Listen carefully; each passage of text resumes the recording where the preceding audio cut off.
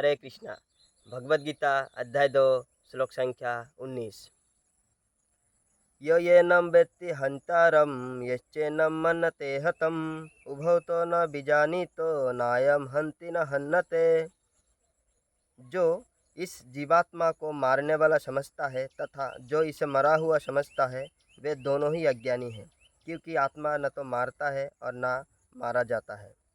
यहाँ पे भगवान कह रहे कि जो ये सोचता है कि आत्मा मर जाता है या फिर किसी और को मारता है, ये दोनों ही अज्ञानी है, क्योंकि आत्मा ना ही मार सकता है और ना ही मर सकता है, क्योंकि आत्मा आध्यात्मिक है, स्पिरिचुअल है।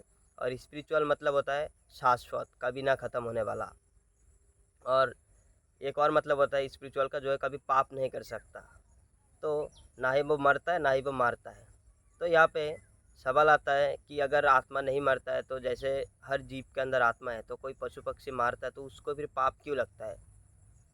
तो पाप उसको इसीलिए लगता है क्योंकि हमारे प्रारब्ध प्रारब्ध के हिसाब से हर किसी को एक एक शरीर मिलता है कुछ टाइम के लिए, सज़ा भोगने के लिए या भोग करने के लिए। जैसे एक बकरी होता है, उसको उसके प्रारब्ध से, उसके कर्म के हिसाब से उसको ये बकरी वाला शरीर मिला है, जिस पे मान लीजिए उसको 10 साल रहना है, उसके बाद वो अगला योनि में जाएगा, यानी उसका आध्यात्मिक प्रगति होगा। जैसे ये बकरी से गाय बनेगा, फिर गाय से इंसान बनेगा, ऐसे हिरार्की है। तो जैसे कोई बकरी के शरीर में आया है, तो जैसे कोई उस बकरी को मार के खा जाता है या फिर मार देता है, तो क्या होता है, जैसे मान लीजिए बकरी का 10 साल का प्रारब्ध था, 10 साल के लिए बकरी के शरीर में रहेगा, तो उसको तीसरे या चौथे साल में उसको मार दिया गया, तो क्या होगा, अगला जन्म फिर उसको बकरी का ही लेना पड़ेगा। क्यों? उसका वो जो 10 में से 3 या 4 साल हुआ था, उसको फिर ख़त्म कर दे उसके शरीर को, तो फिर अगला 6 साल जो बचता है उसको फिर बकरी के शरीर में आना पड़ेगा। यानी वो जो उसका आध्यात्मिक प्रगति था, जो आध्यात्मिक जो उसका एक तरीके से जर्नी था, उस पर हमने बाधा सृष्टि कर दिया, इसीलिए उस चीज़ का हमको पाप लग जाता है। ऐसे हर जानवर के साथ है, चाहे वो मुर्गी हो, बकरी हो, गाय भैंस, कुछ भी हो, अगर हम उसको मार रहे हैं तो उसके एक तरीके से उसका जो जर्नी है, जो आध्यात्मिक जर्नी है, उस पर हम बाधा सृष्टि कर, इस चीज़ का हमको पाप लग जाता है। इसीलिए जो वैदिक ग्रंथ है, जो वैदिक जितने भी सनातन संस्कृति के जितने भी ग्रंथ है, उसका आदेश है माँ हिंसायात सर्वभूतानि, यानी किसी भी जीव पे हिंसा ना किया जाए। लेकिन आजकल लोग इसका गलत मतलब निकाल के जीव हत्या करते हैं और बोलते हैं कि मांस खाना सही है। ये बिल्कुल ही गलत है। अब यहाँ पे दूसरा सवाल आता है कि अगर ये पाप है, आत्मा वैसे तो मरता नहीं और ना ही मारता है, लेकिन फिर भी अगर हम जर्नी में जो स्पिरिचुअल उसका जो जर्नी है ना, जो स्पिरिचुअल प्रगति है, उसमें हम बाधा डाले, इसके लिए हमको पाप लगता है। तो यहाँ पे जो कुरुक्षेत्र युद्ध में भगवान श्री कृष्ण अर्जुन को क्यों बार बार बोले कि तुम लड़ो, तुम लड़ो, तुम लड़ो, तुम अपने दुश्मन को, अपने शत्रुओं को मारो? वो इसीलिए क्योंकि वो धर्म युद्ध था। धर्म के लिए हिंसा करना जायज़ है। अगर आप हिंसा के नाम पे कुछ अधर्म, मतलब उसके पीछे आपका कोई धर्मपूर्ण कोई आपका इच्छा नहीं है, ऐसे आप खुशी के लिए अपने इंद्रियों को तृप्ति करने के लिए मर्डर कर रहे, हत्या कर रहे, तो वो पाप है। लेकिन आप धर्म के लिए अगर करें, जहाँ पे धर्म पे आपको बाधा आ रहा है, तो उस चीज़ को आपको हटा रहे, तो एक तरीके से ऐसे हो गया जब हम जो खेत में से हम जैसे खरपतवार उठा के फेंकते, वैसे हो जाता है, क्योंकि खेत को बचाना है ना, खेत को बचाना है, इसीलिए धर्म को बचाने के लिए हिंसा कर सकते हैं, है ना।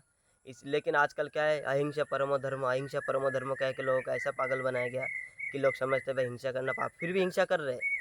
लेकिन उनको पता नहीं कहाँ हिंसा करना है, कहाँ नहीं करना है। लेकिन इसका जो दूसरा लाइन है वो है धर्म हिंसा तथैव च, यानी धर्म को बचाने के लिए हिंसा करना जायज़ है।